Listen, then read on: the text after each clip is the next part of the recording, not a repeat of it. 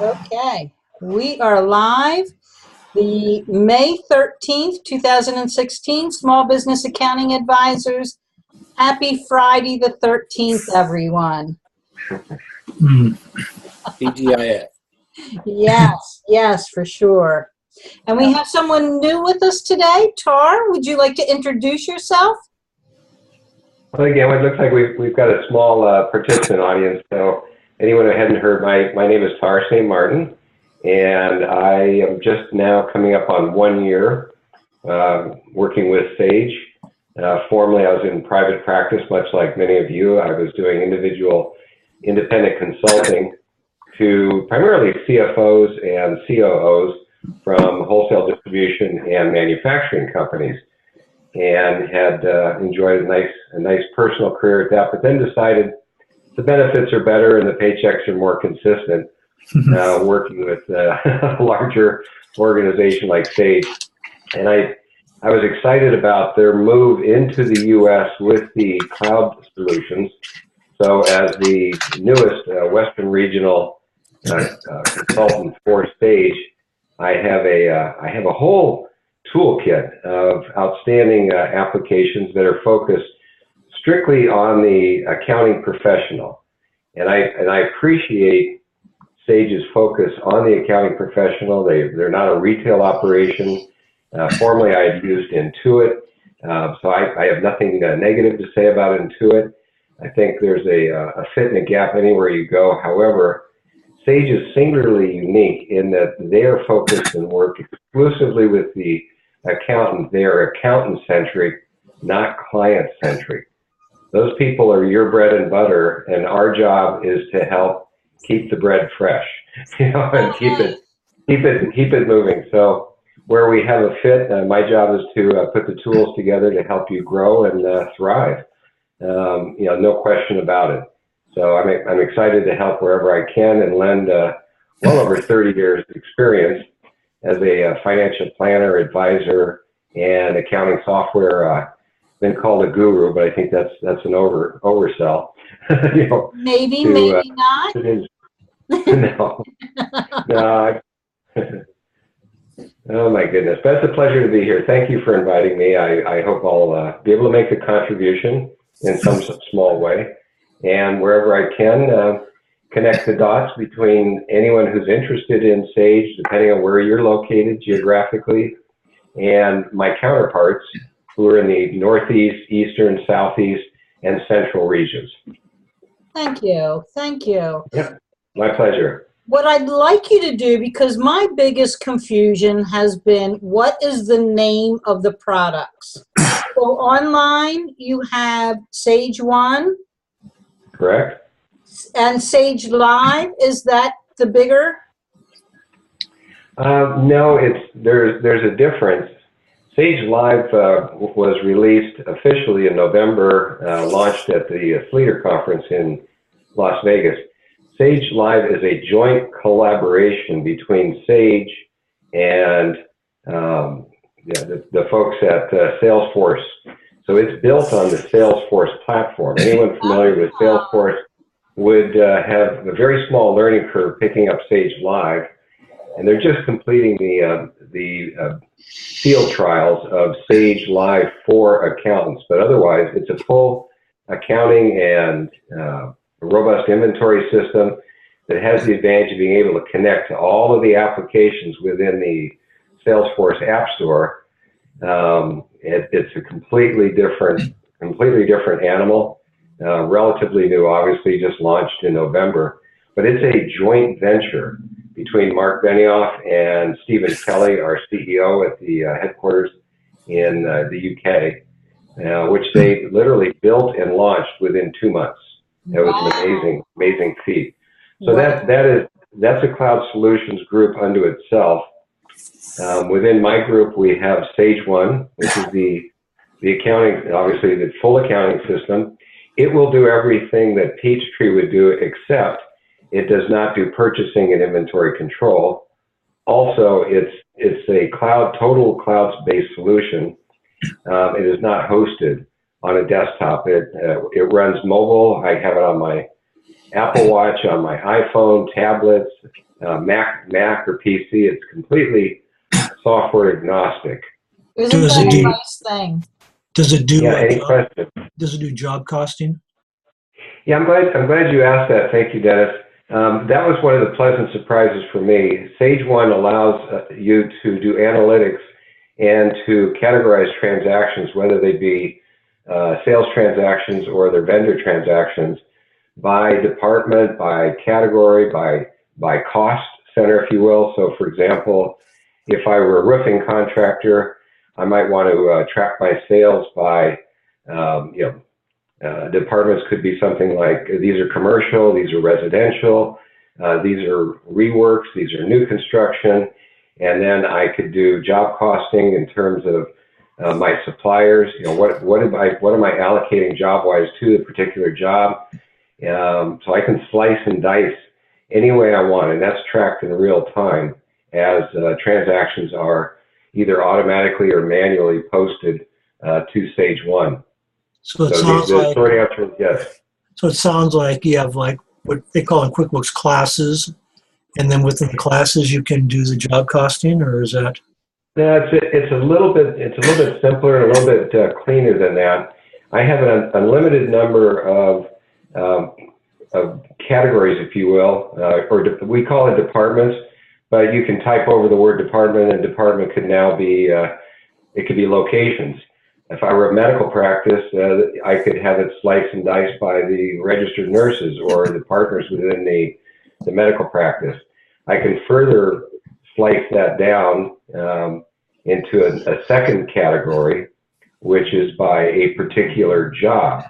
Where I'm working on one account, one job, and I want to accumulate all income and expenses to be able to produce a P&L for that specific job. So a little bit different than classes, and again, very flexible. There's no static categorizations. You're free to use the three different buckets, if you will, to categorize transactions any way you want, with the third one being the cost center. Well, Okay. I mean, coming from a QuickBooks background, I mean, they use two-sided items to, break out between like a COGS or an income. Does Sage have something similar to that? I mean, it's like, well, kind of the victims of Intuit's paradigm in terms of the way they track. Who has notices on? I'm sorry. Is that you, Dennis? Yeah, I'm trying to hang up this phone. Doesn't want to hang up. Okay. So it's, one thing I think Intuit's kind of the prisoner of their own success in terms of, especially on the desktop, with kind of an antiquated database. And also with QBO, I think the database is sort of, I'm suspicious when they say it was a complete, rebuild. I think it was more of a sort of a patch job, as opposed to Xero, which was kind of constructed from the ground up. How would you characterize Sage One? Is that, I'm assuming you're using newer technology than, say, QBO. Oh yeah. Well, the question, much like Xero, to use the analogy, where they're the same. Sage One was written completely for the cloud. It's hosted on Amazon web servers. It was not a desktop. There was never a product that existed on the desktop, and they said, well, let's just move this up to this giant server in the sky, and then say, okay, there it is. Now it's a cloud solution. Sage has taken Peachtree, which would have been analogous to QuickBooks Desktop, right? And they've just released Sage 50C. In fact, anyone coming to Sage for the first time now and saying, well, that's the product I want because it has payroll, it has inventory, they would get Sage 50C. The C is kind of a mini cloud, because what we're doing is we're using, much like an iDrive, all of the data files and transactional files are stored in the cloud, which the advantage being the accounting professional and the client who are using Peachtree or Sage 50 can now access from anywhere the data of the transactions. And it's multi-user, multi-tenant at the same time. And Sage is not going to require, nor do they have any roadmap to say, hey, we're going to sunset Peachtree and put you on this hybrid solution and drag you kicking and screaming, because that's not what just in the US, our 22,000 members want. They really don't want to do that, but they do want the benefit of being able to have the client data accessible anytime, anywhere to synchronize without having to have somebody run into the thumb drive or pass a file over. So how do they do that though? How do they do that? Is it software on the desktop? Is it all of the software? 100% of the application resides on the desktop. 100% of the live interactive transactional data is on the cloud drive, if you will. It's called Sage Drive in the UK. So the application resides on your desktop. Now, the tricky part is if I'm the accounting professional, I want to go in and I want to look at transactions as we get near the end of the month. Once I log on to that database, and if a client or any number of clients were working, for example, entering purchase orders or entering invoices or opening the envelope and collecting checks, they will be in a read-only mode. They will not be able to update that until the accountant has extracted the data that he wants. So they have a specific point in time where they've closed the books for that, let's say, for that day, for that week, for that month. Once the accountant logs back off, then everyone is read-write, multi-user. But the application, both for the client as well as for the accounting professional, is on their desktop, the same as it has always been. That has not changed at all. And it's moving to a monthly subscription basis. Don't hold me to the numbers because they've just now released Sage 50C. But let's say it's in the neighborhood of $20 a month, for example. Wow. As opposed to $499 for a year. Doesn't that sound... Unlike Intuit, Sage does not go on a per user fee basis. It's strictly an account. Sage 1 is multi-user.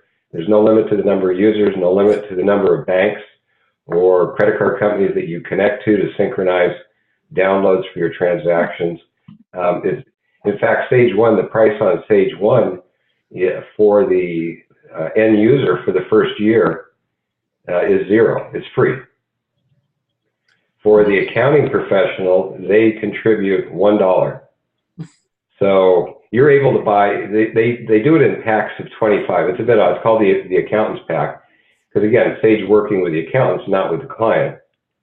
You purchase a pack of 25 licenses for $25. Which is amazing. And you can give it to a client, you can resell it to a client. There's no restriction on that. Both the client and the accountant have unlimited live support, and I do mean live, 24/7, as well as chat capability. Unlimited training. There is no annual maintenance fee, and for the second year, for the client, it runs out at $5 a month. There is no contract, strictly month-to-month, voluntary.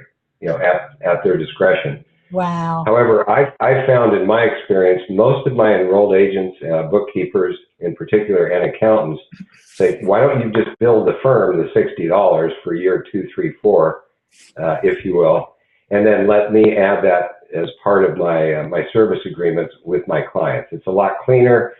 The client doesn't get involved in it. And to be honest with you, even though it's a full accounting and bookkeeping system, nearly 90% of the small solopreneurs do no accounting whatsoever apart from a pad and pencil, or maybe an Excel spreadsheet, or maybe they're a body shop and they have software that allows them to do estimates from the insurance company.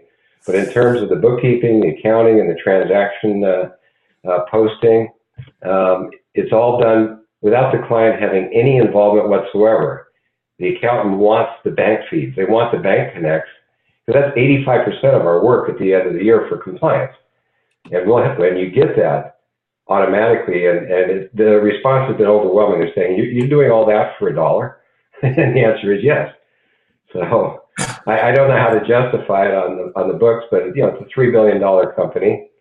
And they really want to grow market share in the U.S. So that is the program that program may change this month or next to a subscription basis, but right now anybody can purchase a pack of licenses for $25. And not only are those good for a year for the accountant, but if a client in May 1st of 2017 activates a license, that client's license is good until 2018. So nice. Then I better get on the ball and get my 25 pack, huh? yeah. Yes, I would be happy to help. It's so easy. You can't believe it. There is no contract. There's nothing to it. You receive your version, the accountant's edition, your desktop, which is like Sage, the professional accountant version, so that all your clients are on your desktop. That is free of charge. Nice. The other cloud software I have, Sage Value, for example, which allows you to move from a transaction, pay me by the keystroke, pay me by the minute based model to a engaged contract model where I say, well, Mark, you're a small plumbing business, and you need me to do your 1040, your Schedule C, your 941s, and remind you that on the 20th of the month your state income tax returns are due. Normally I would charge you $1,400 piecemeal for that. But if you connect with me through Sage One, I'm going to do it for $75 a month, and it'll be automatically billed to Mark's credit card at $75 a month, which, frankly, the benefit to Mark is he doesn't get hit with a big bill in September.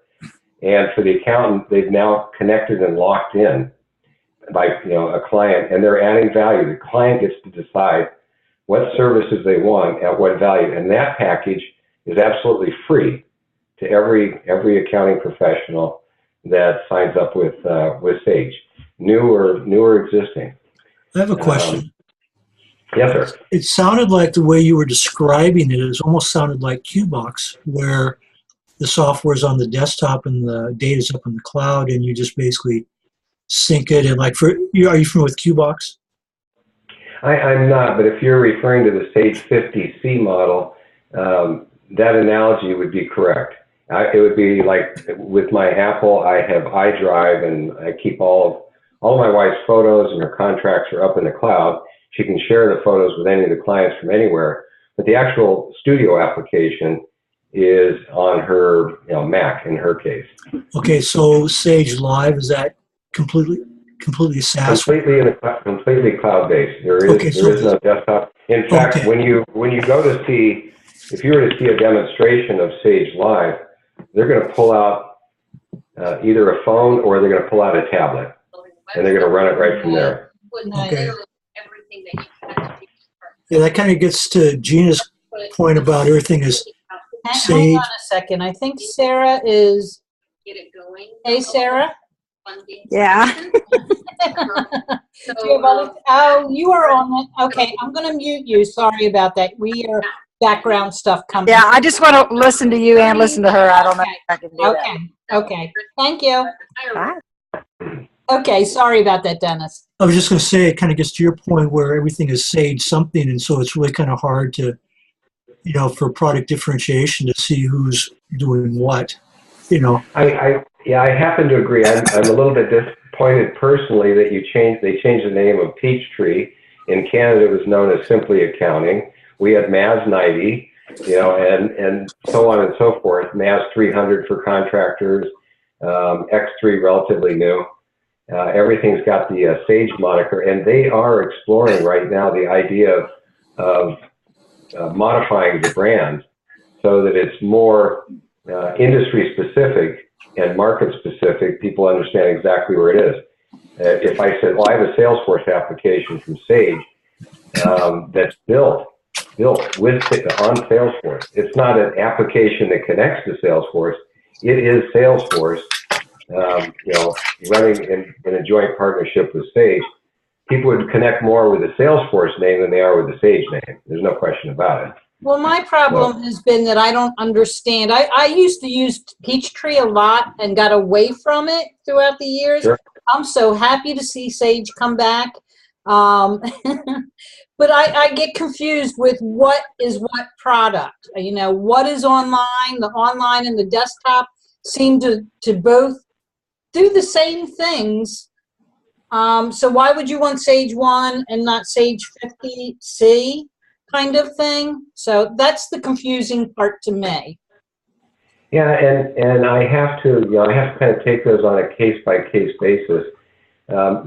Almost 95% of the accounting professionals that I talk to who are members of the Sage Accountants Network have probably picked up Peachtree anywhere from 20 years ago to 10 years ago to 5 years ago. And they go, well, why would I want to change? Well, Sage has a message. We don't want you to change. We will continue to enhance and support that product because it fits your business model, what you're doing with your clients. However, if you've got a client out there who's a shoebox client or they're on Excel, and Sage 50 would be, or we'll call it Peachtree. Peachtree would be just, it'd be an elephant gun, to go duck hunting. That makes no sense. Let's get them a simple accounting system that's very inexpensive, that operates anywhere and connects to your application. Your application being, Sage 50 or what have you. Let's go ahead and do that and let it stand on a case-by-case basis. If you outgrow Sage 1, where's your path? Well, it would be Sage 50, to be perfectly honest. If you need payroll, if you need purchasing and inventory control, and you can live with the desktop-based application at $45 a month or whatever it is versus $5 a month, go. But the reverse is true. I have enrolled agents in particular say, I've got clients who are using Peachtree, and the fee is exorbitant. Could I move everybody over to Sage 1?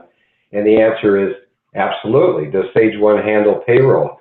Sage 1 will have integrated payroll this summer. Nice. It's already been rolled out for beta testing.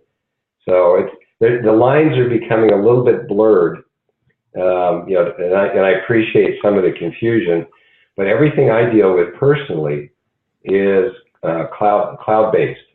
Another example, Sage View, which has created quite a buzz. In fact, K2 Enterprises and accounting today called Sage View, the #1 business intelligence tool for 2015, bar none. Nice. And it is, it's a read-only, non-invasive application that will take all of the transactions in real time from Sage 50, Sage 1, QuickBooks Desktop, QuickBooks Online, and present those as key performance indicators, both graphically, numerically, however you want to present it, so that you can provide management advisory services for clients that is not only industry specific, but also client goal, their financial and operational goals specific, and it connects, it's agnostic. It doesn't care what the client is using. I don't care if your client is using QuickBooks Desktop, or they've moved to QuickBooks Online, or they have Sage 50. Makes no difference. And that's a subscription product. That's $19.95 a month, including 5 clients. Additional clients are $3.95 a month. That's it. Is that what you're calling the dashboard? When I went to SlaterCon, they were describing it as the dashboard. Now, I did sign up for that. I don't recall paying anything for that. You might have, anyone who wants to could, you could Google, Sage View, and it would say, hey, try it for free for 30 days. Check it out. They also had a promo going, which ended last month, March, excuse me. It ended in March, where you could try it out for 2 months, absolutely for free. You would provide a credit card for the $19.95 per month if you decide to keep the subscription, but if not, it just dropped right off because there's no contract for Sage View either. Nice. The other applications like Sage Value, the value pricing, that's free. Sage Impact, which is really a hub, a dashboard hub, where all of the applications, whether they're QuickBooks or they're Microsoft or they're Sage applications, are in one desktop. Productivity desktop is absolutely free. The last one, Sage Match, I call the dating service for bookkeepers and accounting. That's the name I really like the most, Sage Match. I was like, oh, okay, it's like Match.com. Right. And And that really lets you go ahead and create a profile. You know, I like to work with contractors. I don't like to work with medical practices. Or I like to work with commercial rental properties, but I don't like to work with truckers. You know, I create a profile, and then like a Google search, when a business is looking or realizes they're young, they're new, and they need an accounting professional, and they go to search, you know, okay, I'm a photographer. I want an affordable, you know, accounting service to help me with my taxes and bookkeeping, and I'm going to look within my own zip code. Then it will match them to the accountants or bookkeepers, whether they're Sage or Sage 1, Sage 50, it makes no difference. It will match you based on your profile for yourself, if that makes sense. And that one is also free. There's no charge. Wow, Sage is really, really redefining itself this year. Do they have? They are. That's why I joined them a year ago. I said I would like to be a part of that. To me, it's fresh, it's new, it's agile, it's innovative, it's disruptive, and that's exactly what we need to have, because the dynamics of our businesses as financial professionals is changing so much that while we're trying to grow and protect our client base, our income, you know, our clients are being bombarded with things that tell you don't need an accountant, you don't need a tax person. You know, that's all client centric. It is not accountant centric. So Sage said, forget it. We're focusing on you.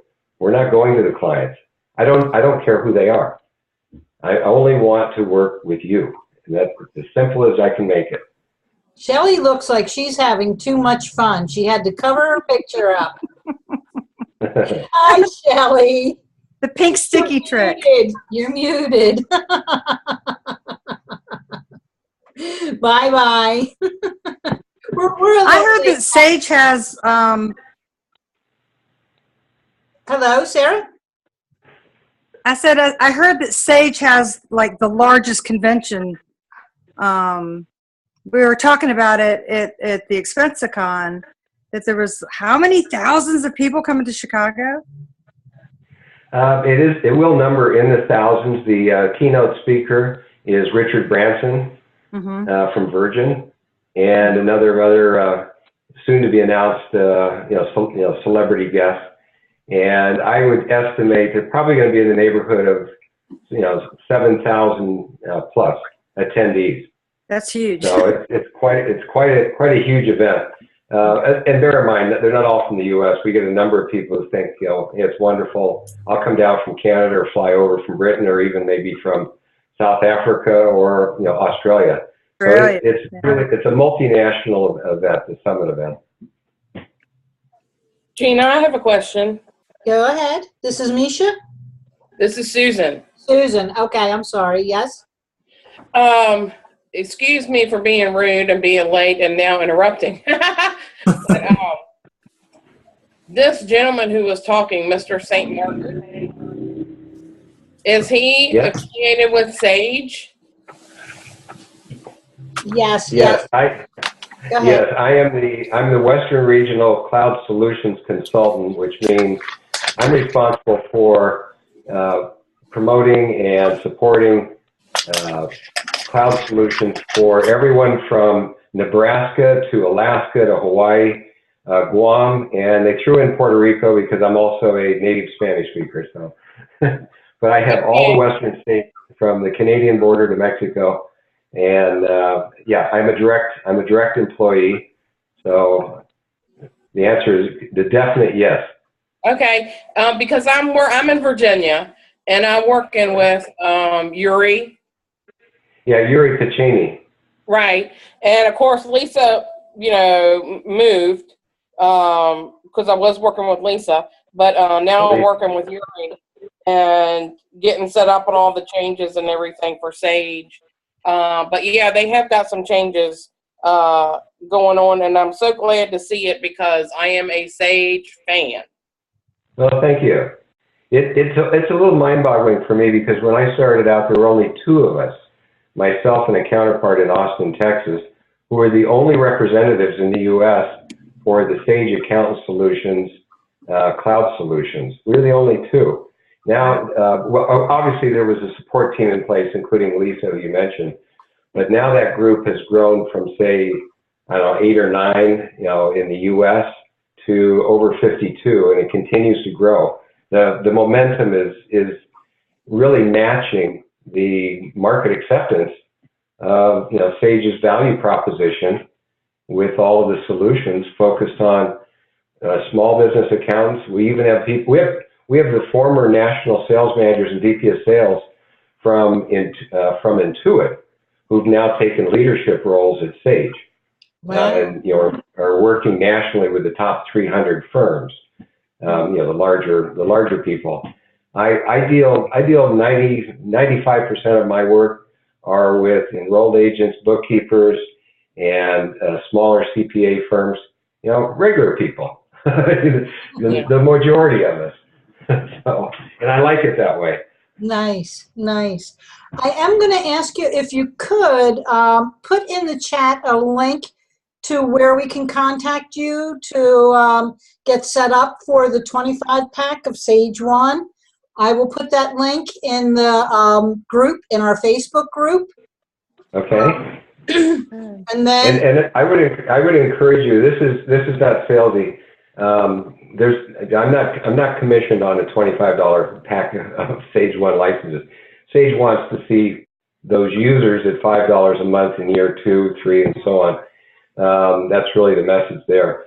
But I heard that program, which started when I did in the U.S. A little over a year ago, is probably going to end and go to a subscription model on a bundle, so that you can't just buy a pack and say, that's it, I'm done. $25, I'm done. No, I own these I'm licenses. gonna get into it. I have people that I plan on putting on it and use, I'm not going to charge them $1. It's going to be part of my, for my business. Your value. My value that I bring to people. And they are smaller clients, perfect for Sage, that are right now actually on QuickBooks Online, but even QuickBooks Online is a little bit big for them. So I do have some people I want to put on there. And if it does go to a subscription or bundle, you said the 25 pack is good for a year? It's good. It's good for your pack is active for a year. So for example, to keep it simple, if on January 1st, you had purchased a pack of 25 licenses, then if they aren't used by December 31st,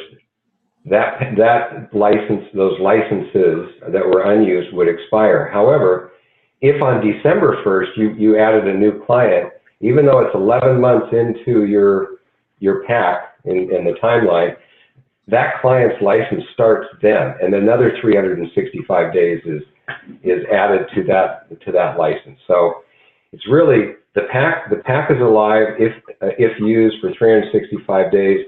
If everyone signed up, all your 25 clients, and there's no limit, on January 1, then on December 31st, they get either they or you will get a reminder that come January of the next year, they'll start billing at $5 a month. Does that make sense? It does. And for $25 for 25 licenses, I'm going to put as many as I can. If I don't use them, it's still worth it to me. I'll tell you, it's amazing, because I just had a snack at the airport while I picked up friends, and it was a Starbucks coffee and some sort of a knish or a kebab, God knows what. My wife had one, and she had a latte, and I was like, that was $20. Right. Exactly. For $25, I want it, and I'll use it, and I'll use what I can out of it. Otherwise, like you said, if the license expire, then they expire, and we'll just go on with the new program. With the new bundle program, correct. Right. Yeah. All right, outstanding. Yeah, I will provide that link. Anyone, I'll provide my email. That's probably the most consistent, easy first step, because I can reach out to counterparts whether you're in, you're in New England or New Mexico. Oh, nice. Yeah, I am on the East Coast, so. Okay, whereabouts, Gina? Where on the East Coast? Pennsylvania. Okay, Pennsylvania. I know your rep very well, Dougie. Dougie. He'd be happy to reach out, Dougie, yeah. Okay, I'm a Dougie. We had a couple reps move over from the UK. One took over the Southeast. Is anybody from the Southeast on the call or the conference? Yuri? Nope. Well, Yuri's been here. Yeah, Yuri Pacheny is Ukrainian. He's based out of Atlanta, but also out of Atlanta is Stephen Jones, who goes by Jonesy. He came over from the UK, and he's virtually unintelligible to me. His accent is so strong; it sounds like a heavy Scottish accent. Yeah. But he's been with Sage and Sage One in the UK, where they've had this for a number of years. So, wonderful person, and I'll be happy to introduce him to anyone in the Southeast. So let me do that. My email is quite simple. It's my name, TAR period, ST period, MARTIN @sage.com. Okay. I'm one of the only people in the company who has two periods. Yours would be Gina period Rodkey. But I had the Saint with a period, so they gave me two periods. Okay.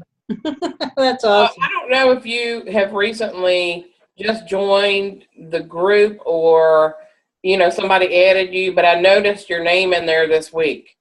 I don't know if it was BWAM or. Oh, no. I was here. got him today. Oh, okay. So, yes. We will actually be having a demo. Tara will be coming back on June 10th, and we'll be demoing Sage One. And hopefully, The dashboard. I have a question. Go ahead, please. I know that QBO is making a lot of use of add-ins. Their add 260 will provide the basic accounting package, and then if you want to do anything customizable or industry related, you have our app store. Does Sage One have something similar? It does not at this time. They are completing work on what they call the API Master Connector. So, for example, whether you're using Avalara or you're using Bill.com or Expensify, I'm just throwing out some examples.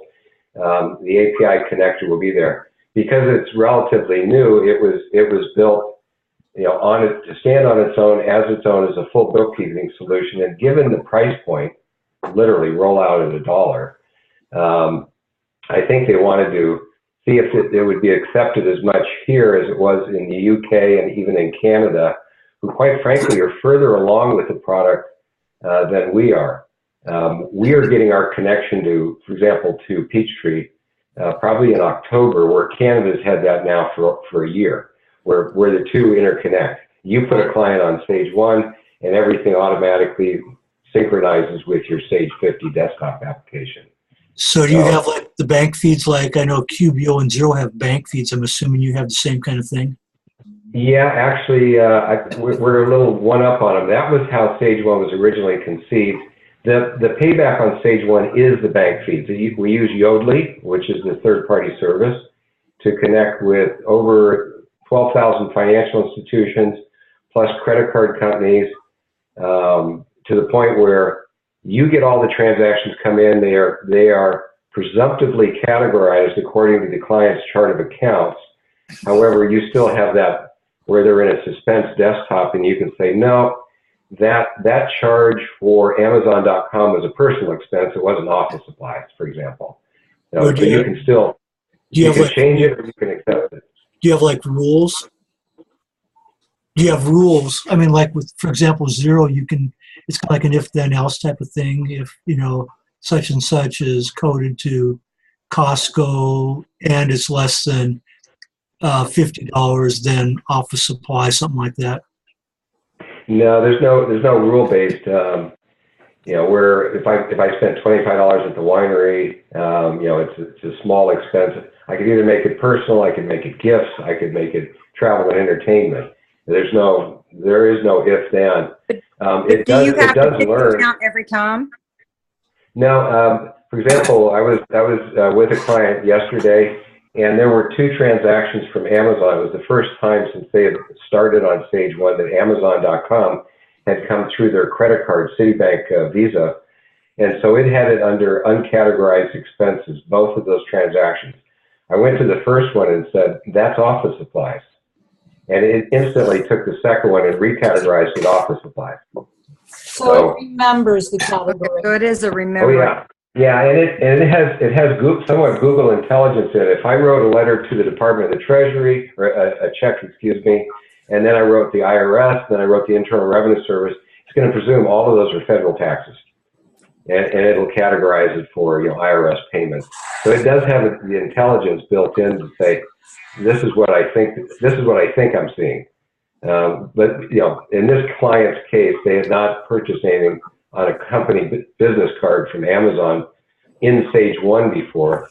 So the first time I had to tell it, I'll never have to tell it again, unless I want to change it, because they bought, they bought some sort of vitamins from Amazon, used a business card, and it was personal. It wasn't connected with the business. And I would have no way as the accountant of knowing that. The client would have to tell me, oh no, I got vitamins. So, Absolutely. that makes sense? Does that help? Yeah. Mhm. And that's really the draw for Sage 1. To be honest with you, 85% of the attraction yesterday met with an enrolled agent in Hollywood, has 2 people who have shoebox clients, and 2 people are full-time entering it into Excel spreadsheets. Oh my gosh. I know. Right out of And bank the statements. 90s. Yeah, I know. And I'm like, you've got to get away from this. Let's just load the bank feeds and then get away from it. And his comment to me was, he said, well, if I have 100 clients like this, and it's $5 a month, and my firm pays for it, $500 a month is a lot of money. And I said, dude, use a California term, dude. If you have 100 clients and you've got people key punching all that stuff into Excel or anything else, you're going to have to hire somebody at $2,500 to $3,000 a month to put it in. I just saved you $1,500 a month. So get with the program. Come on. The light went off, and they signed up. That's in Capital Financial Networks in North Hollywood as of yesterday. Sounds My like newest. sounds like he hasn't heard of value billing either. Heather, you have a question? I do. I wanted to ask you about the inventory tracking capability and how it interfaces with online merchant programs. I've got 2 clients that I'm specifically thinking that the QBO just is not working for them. Okay. A big caveat. You may have come in late, or I neglected to mention it earlier. Sage 1 does not have an inventory module. It does not keep track of inventory, min-max, on hand, on order, order points, line points. It does not do what I know traditional warehouse or retail inventory control at all. It does. That is the one differentiator where they go, should I have Sage 50C or Sage 1? I said, if you've got inventory, you would have to go to Sage 50, either the cloud hybrid or the desktop version. And I don't know of any plans for inventory to be a part of Sage 1 at this point. And I don't promote futures. It's just, at my age, I deal with what's in front of me and what I know I'm not going to get a call in the middle of Sunday afternoon. So. Right, exactly. Yeah. So Heather, I don't think you got the difference between Sage 50 and Sage 50C. No, I was having a bit of trouble logging in, so I think I missed like the first 5-10 minutes. Right. So Sage 50 is the desktop version. Sage 50C adds cloud to it, kind of like QBox. Correct? A little bit. I would say Sage 50 is desktop. You add the C to it, and what you're doing is you have a cloud, C for cloud drive, where all of the transactions and all of the data is stored, backed up, and available from anywhere. So I don't have to chase a client. A client doesn't have to come to me. I don't have to connect. If I want the client's information and I'm running my desktop 50C, then I just simply log into the cloud drive and connect and synchronize the data that I want.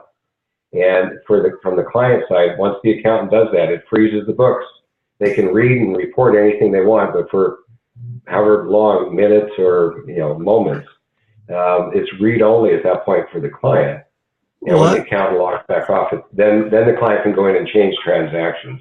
Well, I have a question. It sounds like, for example, QBox, the data's in both places. It's basically on the client's desktop and in your desktop, and the cloud is kind of like a conduit to sync. So what you're saying sounds more like Smart Vault, where the data truly up is in the cloud, and if the cloud is not available, then the data is not available. Is that a fair statement? That's 100% correct. That is absolutely right. If we've got a tornado in Texas, chances are, you know, the cloud database is not going to be accessible, and that is the reality of the internet. There's no way around that, to be honest with you. And I don't know the ins and outs. I'd be happy to share or post a link so that you can keep an eye on how Sage 50 is rolling out. Because right now it has just been launched, and it's been widely accepted by a select group within the. There's a group, a think group, if you will, within Sage, who kind of volunteer to say, "I'll give it a try. Let's give it a test drive and see how this electric vehicle works." So far so good. Now they do host on Amazon web servers, so we've got good reliability, good security. We meet Sarbanes and SOX compliance everywhere, and that's very important. It's all in U.S. data centers. It's not spread out across India or the UK for that matter. But I can share more as I learn. I'm just learning about it. I had my first introduction to it literally 2 weeks ago. So I have a question in chat. Is Sage 50 different from Sage 100, or is it basically Sage 50 in the cloud? Sage 100 was previously Mass 90. Okay, Sage 100 still is Sage 100, although there is a cloud version of that. I'll give you an example here in the Western region. Bailey is one of the 15 largest accounting firms in the United States, and Bailey has just replaced Creative Solutions software with Sage 100. It's not Sage 50. Yeah. So it's a whole different. I call it a business silo. It's a completely different business silo than the one I'm working on. Again, I'm in the new. Everything I'm working with is new. Everything new to the U.S., i.e., within the last 2 years. Sage 100, as formerly known as MAS 90, is still very much alive and well. I was at an office yesterday in Inglewood, California, and I noticed on their library behind the accountant, he had that big box on the back. It said MAS 90 Windows. Oh my God. Wow, that was dating his business. Yeah, that's dating him. That's impressive. I said, keep the box. It's probably worth more now than what you paid for it as a relic. Well, it's so great to have you on, Tar. I'm going to switch subjects now. I want to say congratulations to Dennis. Dennis, you got recertified for your fraud? Yeah, as a fraud examiner, I have to, each year when I renew my it's not really a license, but it's my certificate, whatever, or credential, that I have to have like at least 10 credits of CP that dealt with fraud, and 2 of which have to be ethics. And so I always wait till like May to do that after tax season. And so I spent most of last week grinding through about a 400-page manual and answering questions. And it was on internet fraud and computer security and wow. And what's really interesting, though, is if you suspect somebody of fraud, you have to be really careful that you don't invade their privacy or defame them or slander them. And they talk about expectations of privacy of workplaces, and they talk about how you need to have employee manuals that say, hey, you have no privacy. We can go through your locker anytime we want, to protect yourself against, invasion of privacy claims and that kind of thing. So it's interesting how when you investigate fraud, you don't have a free rein. You have to basically talk to an attorney, make sure you're not going to set yourself up to get sued for libel or slander or invasion of privacy and that kind of stuff. So it's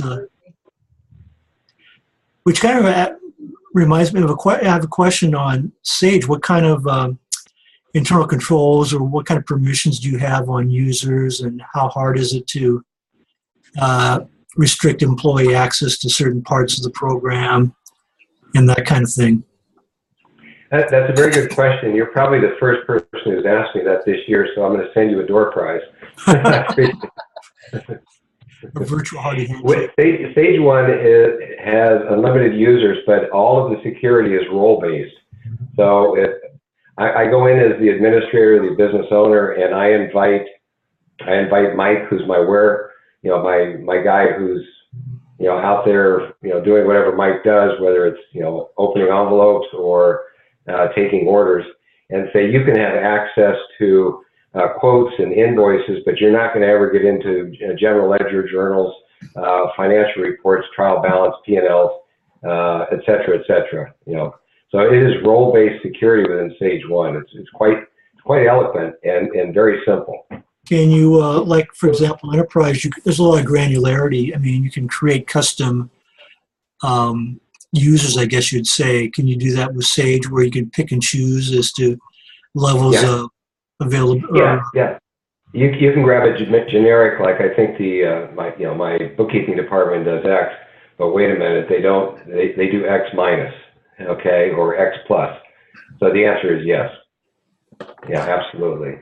How about user logs? I mean, like for example, the QBO audit log they capture a lot more than the desktop audit trail, I guess you'd say.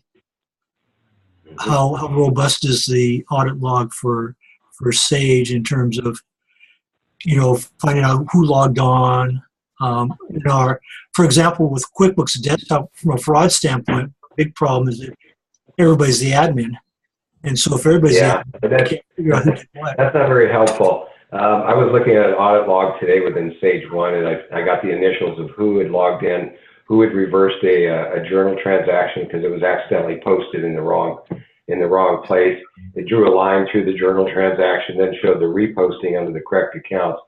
That is every transaction by the minute as it happens, and that log is stored forever and available to the admin report. Well, can you, for example, when I was doing fraud examination on QuickBooks Desktop, I would always go in and you can, you see the posting date, but then you can also go in and see the actual transaction date and what would happen. That is correct. People the drill down, I clicked on that transaction today and it drilled me right down to the double entry, journal posting that it originated from. So the answer is absolutely. Well, what I mean, for example, the system said, if you look on the QuickBooks transaction, it says it was posted on, say, June 30th, but when you go in and with the audit trail in QuickBooks Desktop, you can put down the actual transaction and you see it really wasn't June 30th, but it was really done like on October 31st, so somebody had gone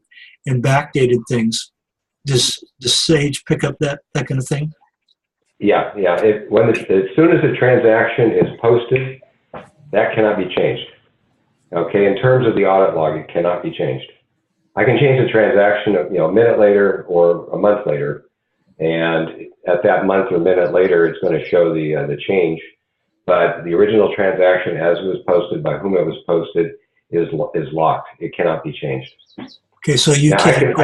I can change transactions all day long. Oops, I made a mistake. Wrong journal entry, wrong ledger account, what have you. But how about deleted transactions?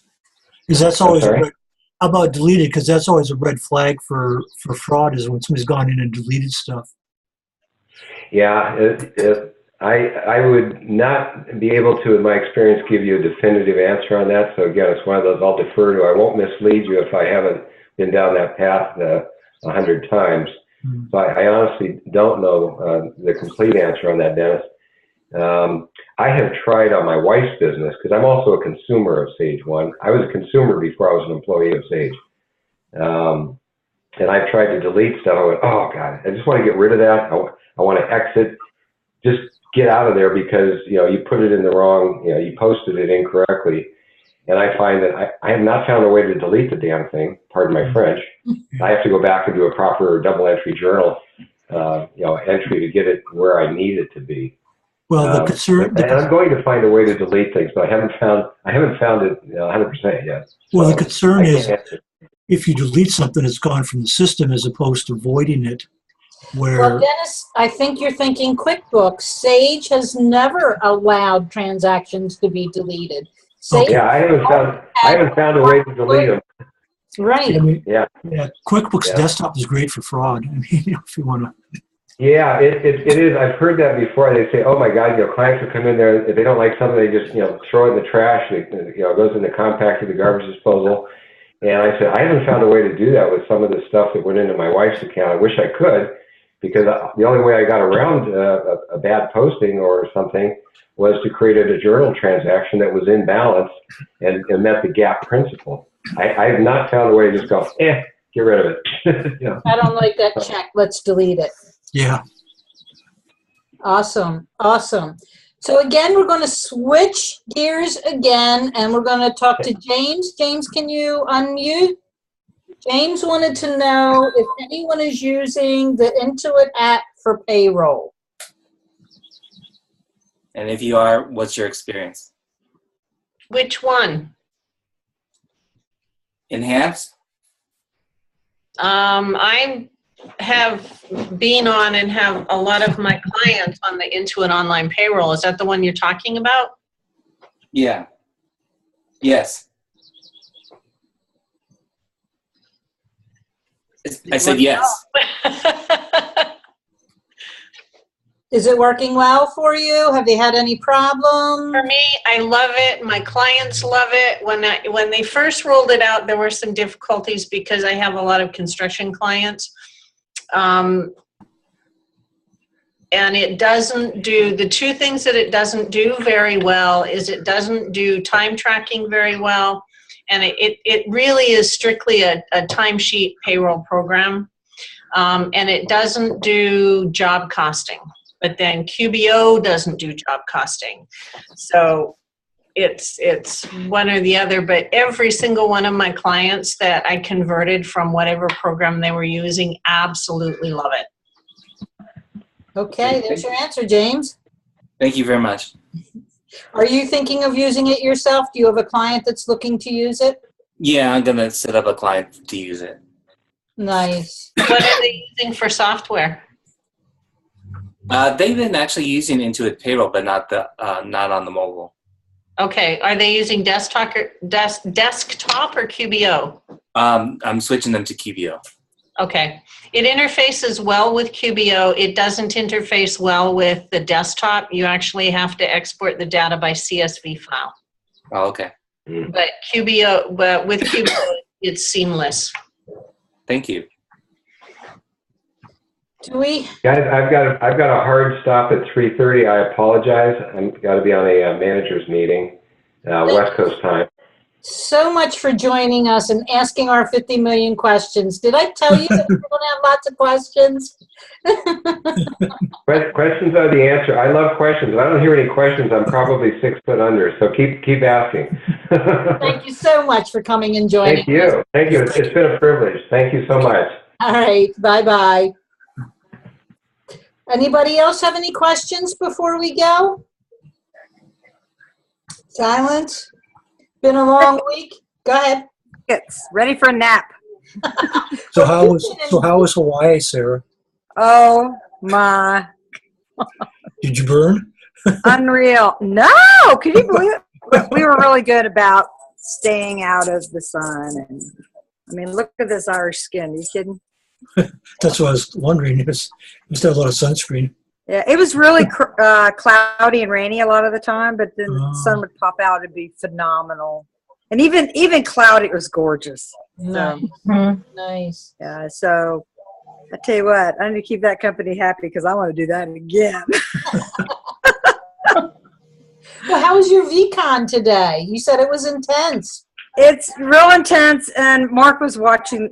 Actually, it's still on over there on my laptop, but the last 2 sessions were heavy marketing with 2 Shark Tank recipients. So, Wow.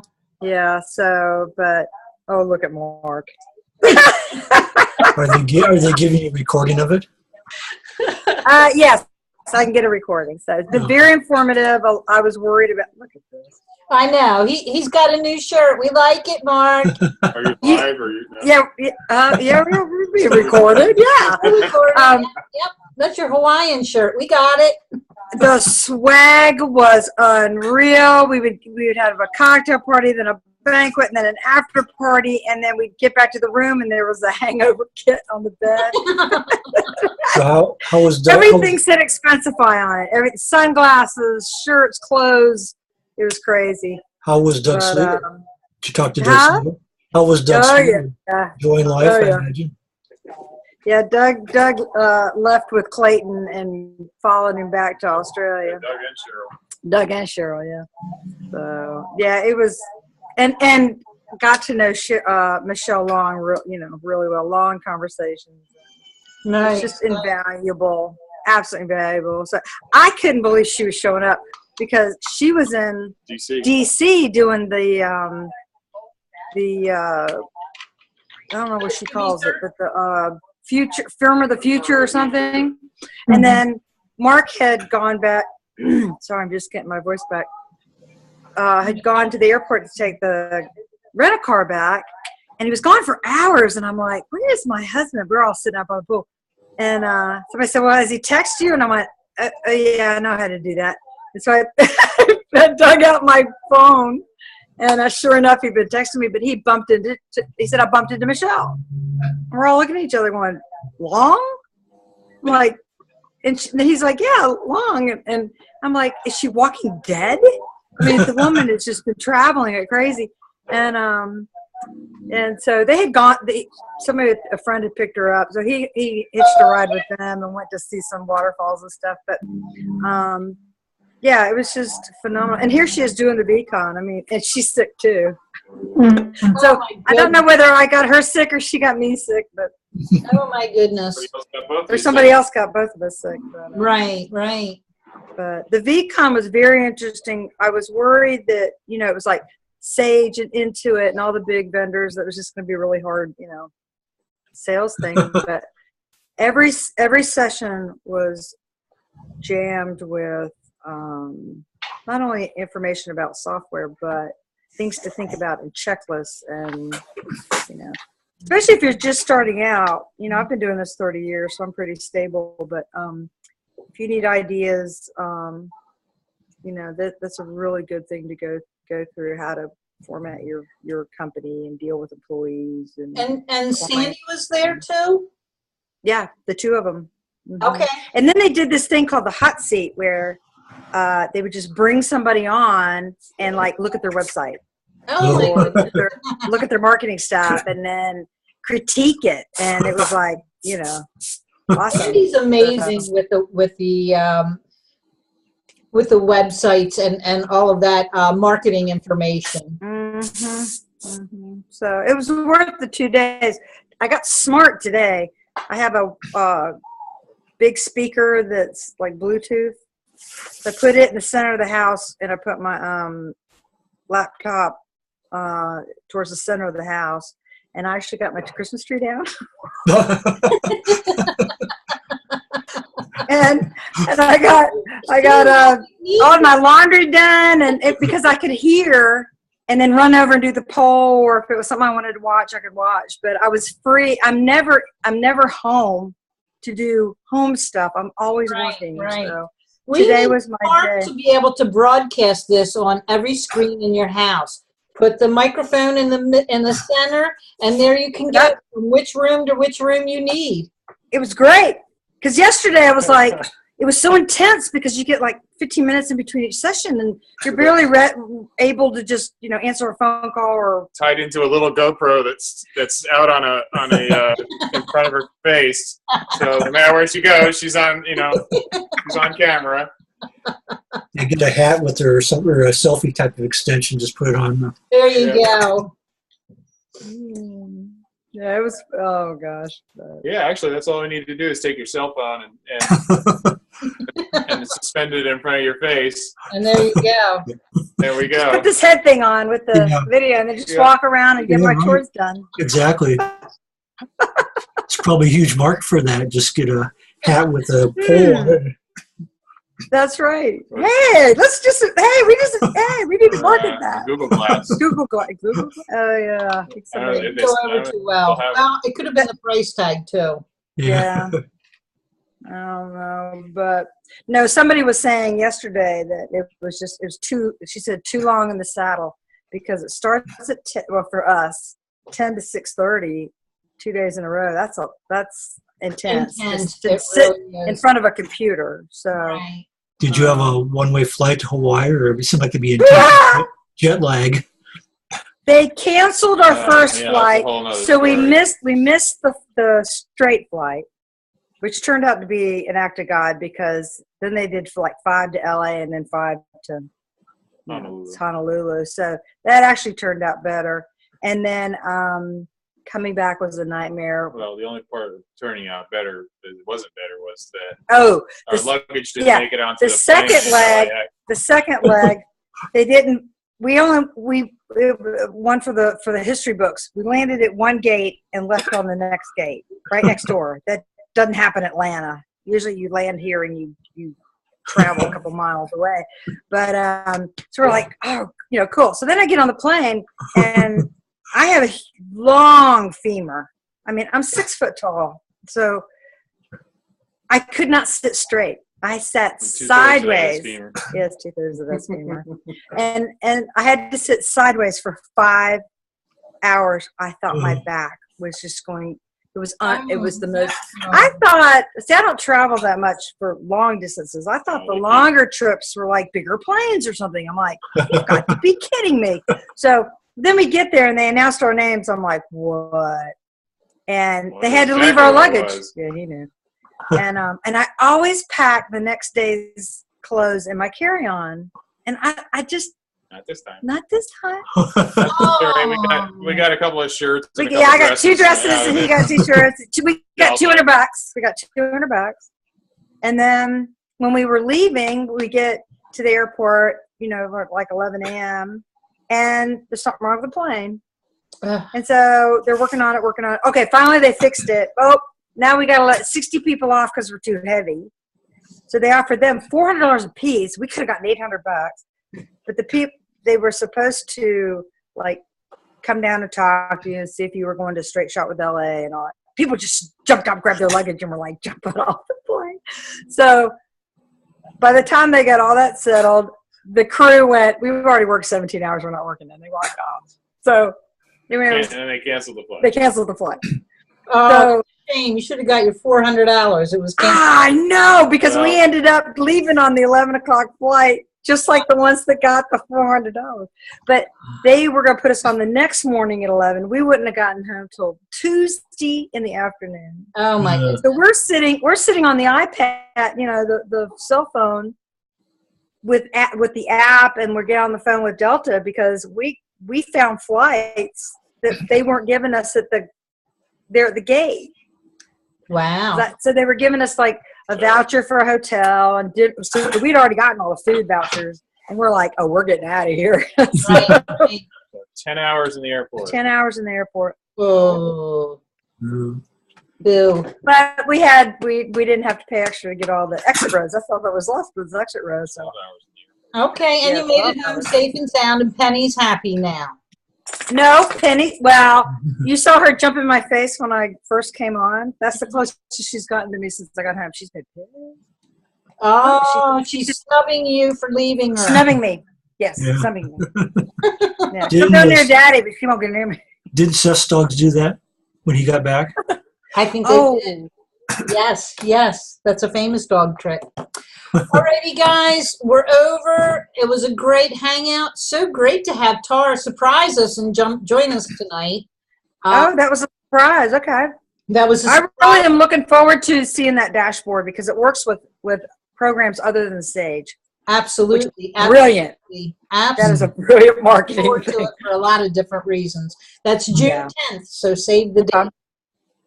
All righty, everyone. Have a wonderful weekend. We'll see you all next week, same time, same place. Bye. Bye.